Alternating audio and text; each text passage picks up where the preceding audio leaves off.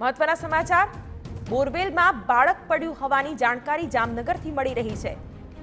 વધુ એક કિસ્સો સામે આવ્યો છે। લાલપુર તાલુકાના ગોવાણા ગામની આ ઘટના છે, જ્યાં 2 વર્ષના બાળકને બહાર કાઢવા માટે રેસ્ક્યુ પણ કરવામાં આવી રહ્યું છે। ઘટના સ્થળની તસવીર પણ અમે આપને દર્શાવી રહ્યા છીએ। રમતા રમતા બાળક બોરવેલમાં પડ્યું હોવાનું હાલ તો જણાવવામાં આવી રહ્યું છે। ફાયરની ટીમ, 108ની ટીમ અને પોલીસ હાલ મદદે પહોંચી છે। અમારા સંવાદદાતા દિવ્યેશ વાયડા આ વિશે વધુ માહિતી આપી રહ્યા છે। દિવ્યેશ, વધુ એક ઘટના જામનગરમાં સામે આવી છે। બોરવેલમાં બાળક ફસાયું છે। બાળકની શું સ્થિતિ છે? કોઈ ભાળ મળી રહી છે કે કેમ? અત્યારે કઈ રીતે રેસ્ક્યુ ઓપરેશનની કામગીરી?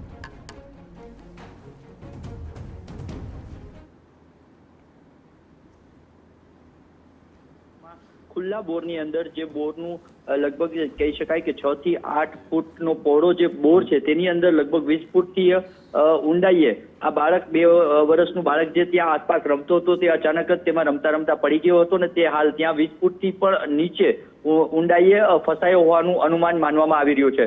આસપાસના લોકોને જે આ બાબતની જાણ થતાં જ સ્થાનિક તંત્રની મદદ લેવામાં આવી છે।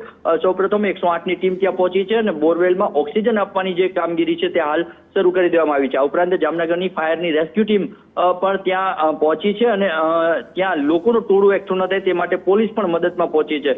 કહેવાય કે ખુલ્લા બોર બાબતે જે તંત્રએ જે કામગીરી કરવી જોઈએ તેમાં ક્યાંક ને ક્યાંક બેદરકારી રાખવાના કારણે વારંવાર આ પ્રકારના બનાવો સામે આવે છે। તેના કારણે ફરી એક આ બનાવ સામે આવ્યો છે।